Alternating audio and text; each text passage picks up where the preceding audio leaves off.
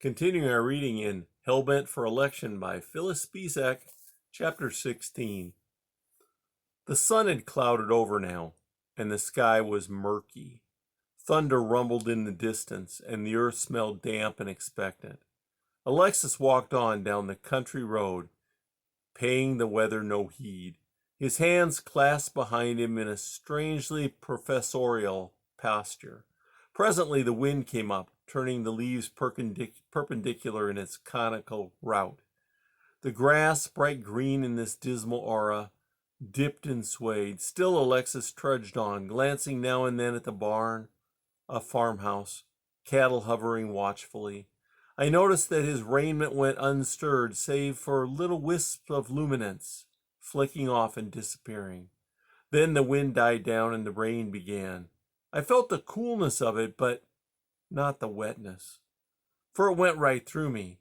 I turned to Alexis to comment, but saw that the raindrops, as they came against his radiance, turned to liquid pearls, rolling gently off him, and when they left the penumbra of his illumination, becoming again transparent and sinking softly into the ground. "Alexis," I said with a surge of affection, "you are quite beautiful. I should like to see you as you really are." He sent me a portion of a smile. "Perhaps I would frighten you," he said, "if I appeared as I really am." "Which is intended to imply that I am not ready for that much reality?" He looked amused. "You do know where we are going, Hellbent?" "Of course. I have driven down this road many times, though not for many years, you understand. I was much younger then." "But you were old enough to know better." "Not necessarily, Alexis. A child may be told that stealing is wrong, but when he grows up and sees adults getting away with it in all sorts of legal and political ways, he may come again to the end of believing that either he was wrongly instructed to begin with, or else that the mode by which one accomplishes a feat determines whether or not the feat may be acceptably accomplished." Alexis grunted. That sounds rather as if you are using your parents' sins to justify your own." "We've been all through that, Alexis. Why do you hark back to it all? You know perfectly well neither Della nor I had any wish whatever to ape our parents' sins. I told you that the sin had to do with, in a sense, with him, though I would have denied it at the time." "But you did substitute fornication for religion, Hellbent, just as your parents substituted adultery." "Not for religion, Alexis, and not as my parents did. Possibly they made that kind of substitution, flinging the one out the door in favor of the other. However, my mistake had to do not with culmination, but with quest, and not with religion, but with him." "I see. You had got beyond right and wrong then, and were groping for answers at any cost?" Something like that. I told you I had read of other cults and had one by one dispelled them. Starting from the guidebook when non-regenerate took me in, I walked in the opposite direction until, like a man walking around the earth, I saw outlined in the distance the point from which I had started. I couldn't stand what I saw because of all the obvious entitlements. I seriously tried to listen to non-regenerate, to forget it all, to live for known quantities, but that was right for him, was not right for me. I still nurtured within myself the thing called moral law. "In other words, he was married and you were not. Well, could you not have gotten married? You were endowed with more than average attributes." "I didn't want to get married. That was the last thing in the world I wanted." "Hadn't I seen enough of that?" "But Della—" Della was a female, and as you suggested, badly enough in need of paternal care to grow into all the rest of it. I was a male who reasoned and read too much, and to whom the thought of chaining myself to one creature, exposing myself to emotional, continual debate, was suffocating. No, Alexis, definitely not. The satisfaction was far outweighed and trampled into the dust by the impending dissatisfaction. Still, Yes, Hellbent. Still, that yearning was inside me for something. I didn't know what. I suppose that with each new cult, you hoped you would find completion and contentment? Yes, but I never did. No intangible exploration or tangible acquisition gave peace to the longing. No sect, no sunset, no food, no drink, no accomplishment. For by that time I had begun to toy with writing fiction as well as fact. Nothing anesthetized except momentarily the bitter longing. But you would not permit yourself to believe that the longing was for him? Oh, certainly not. After a while, the longing had grappled with the moral law until, like a man possessed with demons, feverish and demented, I discarded the one on the basis that it had no logical origin and channeled the other in the wrong direction. You discarded moral law and channeled the longing into the obvious, but the great mirage, the oblivion, the obscene depiction that moral lust consummates holy desire? It does no good to scold, Alexis. What is done is done. Besides, if it meant the further exoneration of my guilt, I would not undo it. And never having been truly home, you can only look at these things objectively. Truly human, I mean, sorry. Holy desire, as you call it, easily loses its identity and permits itself to be interchanged with a multitude of other cravings. It remains holy only by disproving and casting away. And in the end, all its stand-ins. In its maturity, it becomes so acute at times, so agonizing that it is more than merely nearly physical. It is physical, almost shamefully so. Uh-huh, warned Alexis. Never say shamefully of that particular desire, because you confuse it with what you know of longing in physical ways.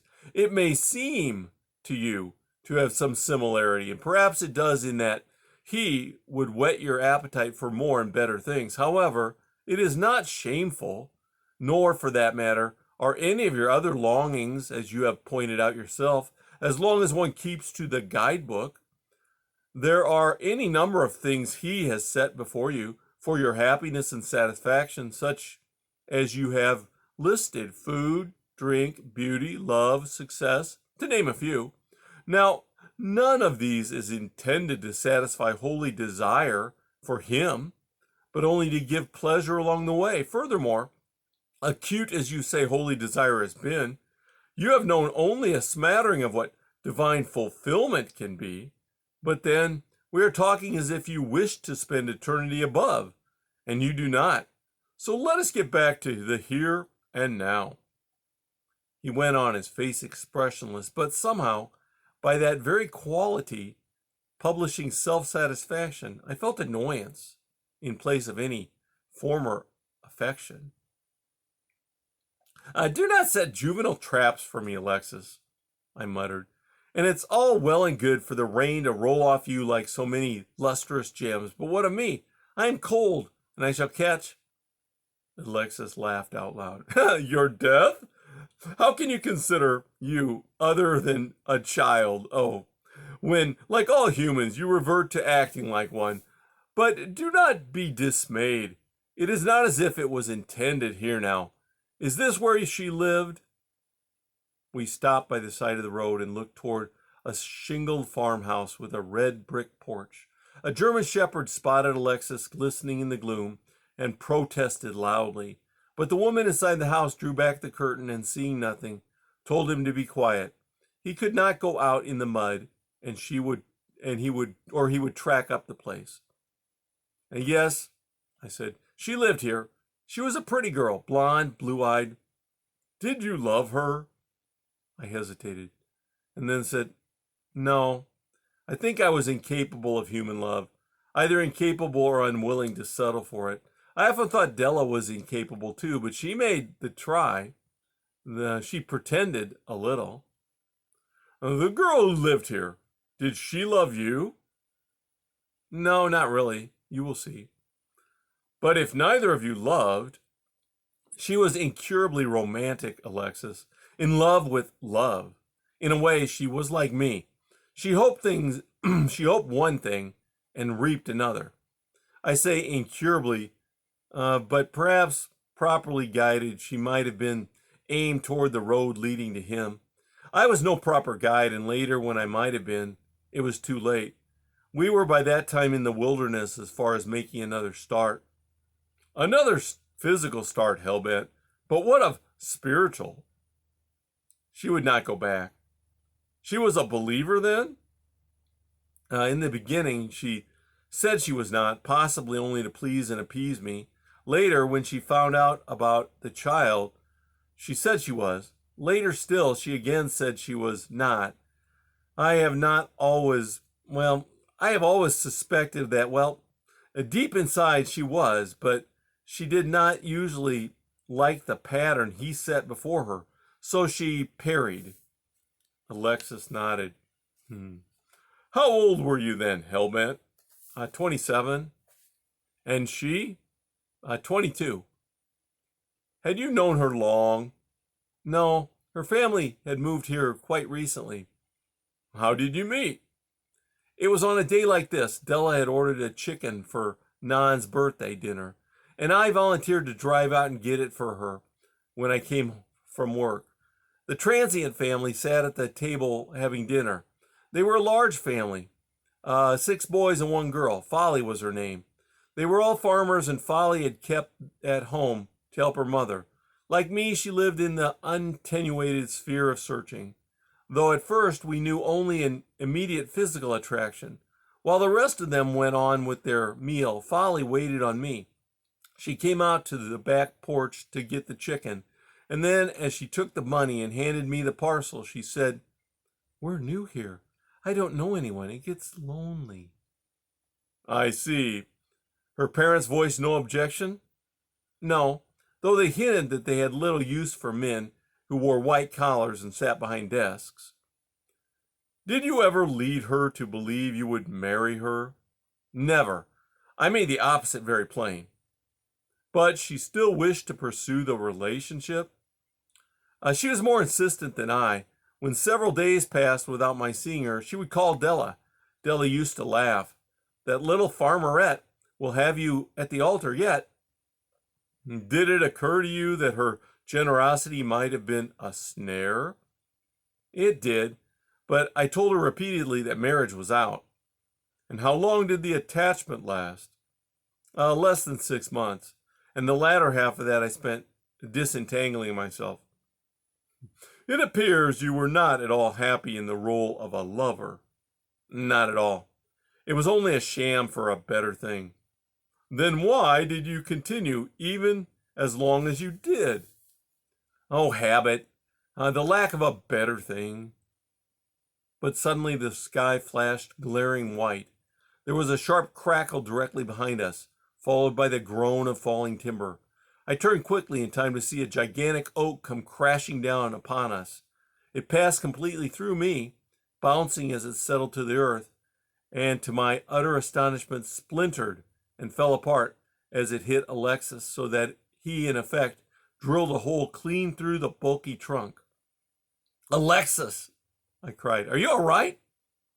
But he stood there in the midst of the foliage, with the hole surrounding him hip high, and said as if I were a simpleton, "Of course.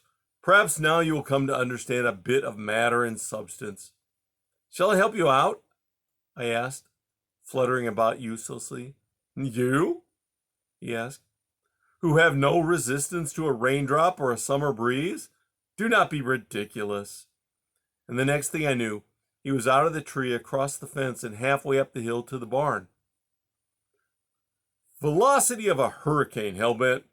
Do not stand there gaping. In no time the place will be swarming with humans, and we shall not be able to hear ourselves think. Come along to the table, and let us continue there.